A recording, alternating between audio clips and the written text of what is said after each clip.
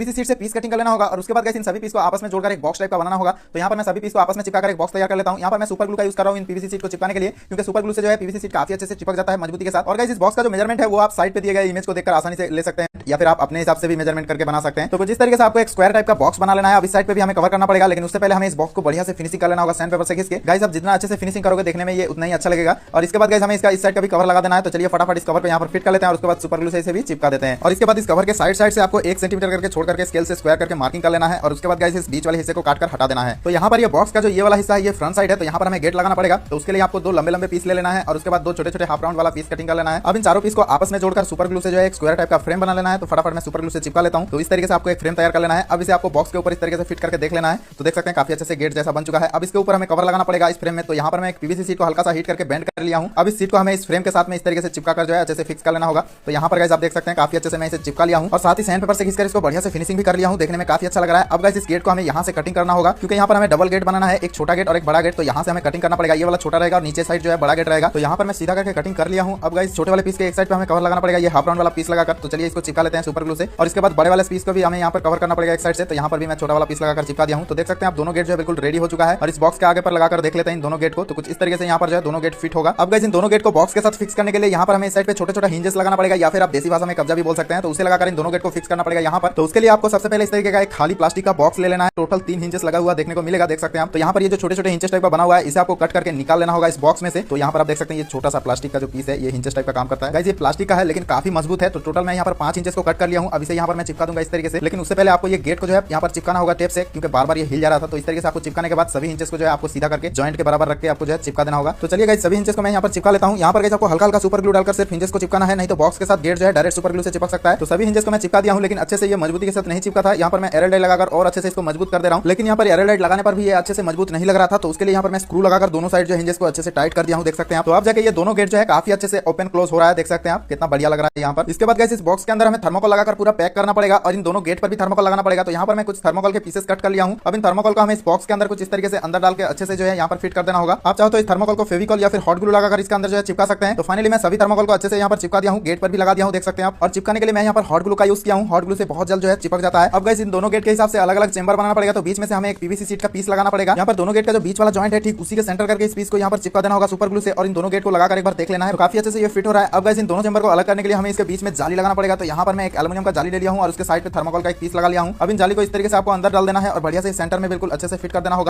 यहाँ पर गाइस आपको इस जाली को आराम से थर्मोकोल के साथ फिट करना होगा। और इसके बाद गाइस इस जाली को और मजबूत करने के लिए यहाँ पर आपको इस जाली में जो है हॉट ग्लू लगाकर अच्छे से चिपका देना होगा। तो चलिए गाइस जल्दी से ग्लू लगाकर इस जाली को यहाँ पर चिपका लेते हैं, तब तक आप इस वीडियो को लाइक कर दो। तो फाइनली यहाँ पर हमारा रेफ्रिजरेटर का बॉडी फ्रेम बिल्कुल रेडी हो चुका है। अब इस पे इलेक्ट्रॉनिक्स लगाना पड़ेगा, तो इसको अभी साइड में रख देते हैं। इसके बाद गाइस आपको लेना होगा एक पेल्टियर मॉड्यूल का कॉम्बो सेट। तो इस बॉक्स के अंदर हमें काफी सारा सामान मिल जाता है। तो ये पेल्टियर मॉड्यूल है एक इसके अंदर, और यहाँ पर सीपीयू फैन है, ये फैन काफी बड़ा है और इसके साथ में एक छोटा सा फैन मिल जाता है। और यहाँ पर आपको 2 हीट सिंक मिल जाता है, एक छोटा सा और एक ये बड़ा साइज का। तो ये काफी बड़ा है, तो ये हॉट साइड पर लगेगा और ये छोटा सा जो है कूलिंग साइड पर लगेगा। और इसके अंदर ये कुछ स्क्रू दिया गया है और एक फोम का सीट दिया गया है छोटा सा। तो चलिए अब सभी पार्ट्स को एक साथ में फिट कर लेते हैं। यहाँ पर ये फोम का जो सीट दिया गया है उसका बीच वाले हिस्से को हमें निकाल कर साइड कर देना है और इस हिस्से को हमें बड़े वाले हीट सिंक के ऊपर चिपका देना होगा। गाइस इस फोम के दोनों साइड पे 2 होल है छोटा छोटा और हीट सिंक पर भी 2 होल है। तो इन दोनों होल को मैच करके आपको इस फोम को चिपका देना है यहाँ पर। अब इस फोम के बीच वाले ग्रुप में हमें पेल्टियर मॉड्यूल को फिट करना होगा, लेकिन आपको सबसे पहले हीट सिंक पर ये हीट सिंक कंपाउंड लगाना पड़ेगा। इस कंपाउंड को लगाने से पेल्टियर मॉड्यूल का जो सरफेस है हीट सिंक के सरफेस के साथ अच्छे से कांटेक्ट होगा और हीट जो है काफी अच्छे से ट्रांसफर होगा हीट सिंक पर। यहाँ पर पेल्टियर मॉड्यूल का ये वाला हिस्सा हॉट साइड है, तो हमें इस साइड को यहाँ पर जो अच्छे से फिट कर देना है। और इसके बाद गाइस पेल्टियर मॉड्यूल के ऊपर आपको फिर से हीट सिंक कंपाउंड लगा देना है अच्छे से। तो जिस साइड पर पेल्टियर मॉड्यूल के ऊपर नंबर लिखा हुआ है वो हमारा कोल्ड साइड है, तो यहाँ पर छोटा वाला हीट सिंक को उसी साइड पर लगाना है और उसके बाद स्क्रू लगाकर इन सभी को अच्छे से टाइट कर देना होगा। यहाँ पर गाइस हमें काफी सारा स्क्रू दिया गया है, इसमें से इन दोनों स्क्रू को हमें यहाँ पर लगाकर टाइट करना होगा। तो चलिए स्क्रू ड्राइवर की मदद से अच्छे से यहाँ पर दोनों स्क्रू को टाइट कर लेते हैं। गाइस यहाँ पर अच्छे से टाइट करना होगा, बिल्कुल भी ढीला नहीं रखना है। अब गाइस इस हीट सिंक पे हमें कूलिंग फैन लगाना पड़ेगा। तो यहाँ पर बड़े वाले हीट सिंक के ऊपर हमें इस बड़े वाले फैन को यहाँ पर अच्छे से टाइट कर लेना होगा स्क्रू से। और इसके बाद इस फैन को पीछे से कवर करने के लिए एक जाली दिया गया है, तो इस जाली को भी अच्छे से यहाँ पर टाइट कर लेता हूँ स्क्रू लगाकर। तो इस तरीके से आपको इस फैन को टाइट करके लगा लेना है। और इसके बाद गाइस इस छोटे वाले हीट सिंक के ऊपर इस छोटे वाले फैन को यहाँ पर अच्छे से टाइट कर लेना है स्क्रू से। तो चलिए चारों स्क्रू लगाकर इस फैन को भी अच्छे से यहाँ पर टाइट कर लेता हूँ। तो फाइनली हमारा कूलिंग सिस्टम जो है रेडी हो चुका है और सेम इसी के जैसा और एक सेटअप में ले लिया हूँ। अब इन दोनों कूलिंग सिस्टम को हमें इस बॉक्स के पीछे में लगाना होगा। तो इस जगह पर कुछ इस तरीके से यहाँ पर इन दोनों को फिट करना होगा। इन दोनों का कूलिंग साइड को बॉक्स के अंदर डालने के लिए यहाँ पर एक ग्रुप कटिंग करना पड़ेगा और एक यहाँ पर ग्रुप कटिंग करना पड़ेगा। तो चलिए फटाफट इन दोनों ग्रुप को कटिंग कर लेते हैं। यहाँ पर गाइस आपको ज्यादा बड़ा ग्रुप नहीं काटना है, बस छोटा वाला जो हीट सिंक कूलिंग साइड का है वो हीट सिंक अंदर जाना चाहिए, इसके हिसाब से आपको कटिंग कर लेना होगा यहाँ पर। और अंदर से थर्मोकोल को भी आपको कटिंग कर लेना है कुछ इस तरीके से अच्छे से। तो यहाँ पर दोनों ग्रुप जो है कंप्लीट हो चुका है। अब इन दोनों कूलिंग सिस्टम को हमें दोनों ग्रुप के अंदर फिट कर देना है। यहाँ पर गाइस आप एक कूलिंग सिस्टम भी लगा सकते हो, लेकिन मैं यहाँ पर 2 यूज कर रहा हूँ, तो दोनों को जो है अच्छे से फिट कर लिया हूँ। अब यहाँ पर दोनों को स्क्रू से टाइट करने के लिए यहाँ पर हमें लकड़ी का छोटे छोटे पीस लगाना पड़ेगा। तो कुछ इस तरीके से छोटे छोटे लकड़ी के पीस ले लेना है और इस हीट सिंक के नीचे में आपको इस लकड़ी के पीस को सेट करके बॉक्स के साथ इस लकड़ी को सुपर ग्लू से चिपका देना है। इसके बाद गाइस हीट सिंक के चारों कोने पर आपको होल कर लेना है स्क्रू लगाकर टाइट करने के लिए। तो यहाँ पर मैं ड्रिल मशीन से होल कर ले रहा हूँ, काफी छोटा छोटा सा होल करना है और उसके बाद स्क्रू लगाकर अच्छे से इसे टाइट कर लेना है। तो यहाँ पर गाइस दोनों कूलिंग सिस्टम जो है बिल्कुल अच्छे से टाइट हो चुका है। अब गाइस इसका कनेक्शन पर आते हैं। गाइस यहाँ पर कनेक्शन जो है काफी सिंपल है, सभी का रेड वायर जो है आपको एक साथ जोड़ देना है और ब्लैक वायर को एक साथ जोड़ देना है। तो दोनों का सेम कनेक्शन करना है आपको, इस तरीके से देख सकते हैं आप। अब इन दोनों का ब्लैक वायर और रेड वायर को एक साथ में आपको जोड़ देना है पैरेलल करके, क्योंकि सभी को हमें एक साथ में 12 वोल्ट डीसी इनपुट देना पड़ेगा। पेल्टियर मॉड्यूल को भी 12 वोल्ट इनपुट देना पड़ेगा और फैन को भी 12 वोल्ट इनपुट देना पड़ेगा। तो उसके लिए आपको सभी वायर को एक साथ पैरेलल करके जोड़ लेना है इस तरीके से। और यहाँ पर मैं दो वायर जोड़ के थोड़ा सा वायर को लंबा कर ले रहा हूँ और इन जॉइंट पे हीट सिंक डालकर अच्छे से आपको जो है कवर कर लेना है, क्योंकि शॉर्ट सर्किट हो सकता है। तो हीट सिंक डालकर सभी जॉइंट को बढ़िया से यहाँ पर सील कर देना होगा। अब इन दोनों वायर पे हमें 12 वोल्ट डीसी इनपुट देना पड़ेगा, तब जाके ये ऑन होगा। लेकिन उससे पहले हमें इस बॉक्स के अंदर में एक छोटा सा एलईडी लगाना पड़ेगा। तो यहाँ पर मैं एक ब्लू कलर का एलईडी ले लिया हूँ। अब इस एलईडी को हमें इस बॉक्स के अंदर टॉप साइड पे इस जगह पर फिट करना पड़ेगा। तो यहाँ पर आपको थोड़ा सा थर्मोकोल को जो है कट कर लेना है। कट करने के बाद थर्मोकोल के अंदर इस एलईडी को बिल्कुल सेंटर करके अंदर डाल देना है और इस वायर को जो है पीछे से यहाँ से निकालना पड़ेगा। तो इसके लिए यहाँ पर आपको एक छोटा सा होल कर लेना है और उस होल में से एलईडी के वायर को बाहर निकालना होगा पीछे से। और उस होल को सील करने के लिए यहाँ पर आपको हॉट ग्लू लगा देना है, क्योंकि यहाँ पर आपको लीकेज बिल्कुल भी नहीं रखना है। इसके बाद गाइस आपको एक 12 वोल्ट फीमेल जैक ले लेना है और इसके साथ में एक ऑन ऑफ स्विच। अब इन दोनों को एक बॉक्स के अंदर फिट करना है। तो यहाँ पर मैं पीवीसी पाइप से एक बॉक्स बना लिया हूँ। तो चलिए अब इसके अंदर स्विच और फीमेल जैक को बढ़िया से फिट कर लेता हूँ। यहाँ पर गाइस आपको थोड़ा ज्यादा एम्पियर का स्विच को यूज करना है, क्योंकि हमारा पेल्टियर मॉड्यूल जो है वो 9 एम्पियर का है, तो काफी ज्यादा लोड आने वाला है स्विच के ऊपर। यहाँ पर स्विच का एक पॉइंट और फीमेल जैक का एक पॉइंट को आपको आपस में कनेक्ट कर देना है और उसके बाद इन सभी वायर को आपको होल के अंदर से इस तरीके से बाहर निकाल लेना होगा। अब इस एलईडी का नेगेटिव वायर और ये जो कूलिंग सिस्टम का नेगेटिव वायर, मतलब ये ब्लैक कलर का वायर, इन दोनों को ले जाकर आपको फीमेल जैक के नेगेटिव पॉइंट पर सोल्डिंग कर देना है। और बाकी जो दोनों पॉजिटिव वायर है उसमें से आपको ये रेड कलर का वायर, मतलब ये कूलिंग सिस्टम का पॉजिटिव वायर, स्विच पर सोल्डिंग कर देना है डायरेक्ट। और इस एलईडी के पॉजिटिव वायर को हम डायरेक्ट यहाँ पर जोड़ देंगे तो एलईडी जो है 12 वोल्ट से जल जाएगा। तो यहाँ पर हमें एक 1 किलो ओम का रेजिस्टर लगाना पड़ेगा और उसके बाद इस रेजिस्टर के ऊपर आपको एक फाइबर स्लिप चढ़ा देना है ताकि शॉर्ट वगैरह ना हो इस बॉक्स के अंदर। इसके बाद रेजिस्टर का दूसरा सिरे को हमें स्विच के साथ डायरेक्ट सोल्डिंग कर देना है यहाँ पर। तो कनेक्शन यहाँ पर कंप्लीट हो चुका है। अब इस बॉक्स को हमें यहाँ पर चिपका देना होगा। तो चलिए इसे भी सुपर ग्लू लगाकर अच्छे से मैं चिपका लेता हूँ। अब गाइस इस रेफ्रिजरेटर के गेट के अंदर हमें पॉकेट टाइप का बनाना पड़ेगा ताकि इसके अंदर हम चॉकलेट वगैरह रख सके। तो यहाँ पर मैं प्लास्टिक डिब्बे से 3 छोटे छोटे प्लास्टिक के पीस कटिंग कर लिया हूँ। अब यहाँ पर मैं इसको लगाऊंगा। तो उसके लिए आपको थर्मोकोल को हल्का सा कट कर लेना है पॉकेट के हिसाब से और उसके बाद हॉट ग्लू लगाकर इस पॉकेट को इसमें अच्छे से फिक्स कर देना होगा। तो यहाँ पर मैं तीनों पॉकेट को अच्छे से चिपका दिया हूँ हॉट ग्लू से। गाइस ये छोटे वाले गेट में मैं एक पॉकेट लगाया हूँ और बड़े वाले गेट में 2 पॉकेट लगाया हूँ। अब इन दोनों गेट को ओपन क्लोज करने के लिए इन दोनों गेट के ऊपर मैं छोटे छोटे 2 हैंडल लगाने वाला हूँ। तो यहाँ पर मैं हार्डवेयर के शॉप से 2 हैंडल खरीद कर लेके आया हूँ। अब इन दोनों को मैं स्क्रू लगाकर यहाँ पर अच्छे से टाइट कर लेता हूँ। गाइस आप चाहे तो इन दोनों हैंडल को लगा भी सकते हैं या फिर नहीं भी लगा सकते हैं, लेकिन लगाने पर ये काफी अच्छा दिखेगा। इसके बाद गाइस इसके नीचे साइड पे छोटे छोटे 4 लेग लगा देना है इस तरीके का। तो फटाफट मैं स्क्रू लगाकर इसे टाइट कर लेता हूँ। तो इन चारों लेग की वजह से इसको प्लेन सर्फेस पे रखने पर काफी आसानी रहेगा, कहीं पर भी ये बैठ जाएगा। तो फाइनली यहाँ पर हमारा रेफ्रिजरेटर बिल्कुल रेडी हो चुका है। अब गाइस इसको थोड़ा कलर करके इसका लुक जो है थोड़ा चेंज करना है हमें। तो चलिए स्प्रे पेंट की मदद से अच्छे से पेंट कर लेते हैं और उसके बाद इसको सूखने के लिए कुछ देर तक छोड़ देते हैं। तो फाइनली यहाँ पर कलर जो है सूख चुका है और यहाँ पर मैं ब्लू कलर किया हूँ, देखने में काफी अच्छा लग रहा है और गेट जो है काफी अच्छे से ओपन हो रहा है। तो चलिए अब इस रेफ्रिजरेटर को ऑन करते हैं। तो उसके लिए यहाँ पर हमें 12 वोल्ट इनपुट देना पड़ेगा और मेरा ही बनाया हुआ पावर सप्लाई से मैं इसे पावर दूंगा। तो इसको ऑन कर देता हूँ। तो यहाँ पर ये 12 वोल्ट पर सेट है और इसका जैक जो है मैं लगा लेता हूँ इस पर। तो इस तरीके से मैं जैसे कनेक्ट किया हूँ तो देख सकते हैं दोनों फैन जो है काफी अच्छे से घूम रहा है और इसके अंदर जो एलईडी जो है आप देख सकते हैं यहाँ पर काफी अच्छे से ग्लो किया है, हल्का हल्का ब्लूइश लाइट है, काफी अच्छा दिख रहा है। तो चलिए थोड़ा मैं स्टूडियो का लाइट बंद करके आपको दिखाता हूँ अंदर का नजारा कैसा लगता है। तो देख सकते हैं आप काफी अच्छा लग रहा है अंदर का नजारा। अब गाइस इसका अंदर का टेंपरेचर चेक करने के लिए मैं इसके अंदर डिजिटल टेंपरेचर मीटर को डाल देता हूँ और इसका टेंपरेचर आप देख सकते हैं 31.3 डिग्री सेल्सियस। तो देखते हैं कितना तक ये कम होता है। इसके बाद गाइस मैं एक एक करके इसके अंदर कोल्ड ड्रिंक को भर दूंगा। तो मैं काफी सारे कोल्ड ड्रिंक लेकर आया हूँ। सबसे पहले इस पॉकेट में मैं ये चॉकलेट को डाल देता हूँ। गाइस आप चाहे तो इसके अंदर पीने वाला पानी को बोतल में भर के रख सकते हो ठंडा होने के लिए, और इस गर्मी में ठंडे ठंडे पानी को पीने का मजा ही कुछ और है। तो चलिए सभी कोल्ड ड्रिंक को मैं अंदर भर दिया हूँ। अब इस गेट को बंद कर देते हैं। लगभग 1 घंटा हो चुका है। अब इसका गेट ओपन करके देखता हूँ कितना ठंडा हुआ है। सही में गाइस इसके अंदर से बिल्कुल ठंडा ठंडा हवा जो है बाहर की तरफ आ रहा है। चलिए सभी कोल्ड ड्रिंक को बाहर निकाल लेते हैं। यहाँ पर माजा जो है काफी अच्छा ठंडा हो चुका है। अब इसके अंदर का टेंपरेचर मीटर को मैं बाहर निकाल लेता हूँ, उसमें देखते हैं कितना रीडिंग आया हुआ है। तो गाइस टेंपरेचर जो है 12 डिग्री तक डाउन हो चुका है, मतलब 31 डिग्री से सीधा 12 डिग्री, काफी ज्यादा डाउन हुआ है। 10-12 डिग्री मतलब काफी ज्यादा ठंडा हो चुका है। यहाँ पर गाइस हमें सबसे ज्यादा ये कोल्ड ड्रिंक कैन जो है ठंडा लगा है, क्योंकि इसका बॉडी जो है ये मेटल का है, इसीलिए शायद ये ज्यादा ठंडा हुआ है। और कुछ टाइम रुक जाते तो शायद इससे ज्यादा और ठंडा होता। लेकिन गाइस घर के जो बड़े वाले फ्रिज होता है उसके जैसा ये बिल्कुल भी नहीं है, एकदम के बर्फ ही जमा देगा, ऐसा बिल्कुल नहीं है। हाँ, अंदर का जो टेंपरेचर है वो 10 डिग्री के नीचे ही रहेगा। तो इस गर्मी के मौसम पे इस रेफ्रिजरेटर के अंदर कोल्ड ड्रिंक या फिर पीने वाला पानी को रख के काफी ज्यादा ठंडा कर सकते हो। तो यार गाइस ये रेफ्रिजरेटर आपको कैसा लगा? अगर अच्छा लगा तो इस वीडियो को लाइक कर दीजिएगा।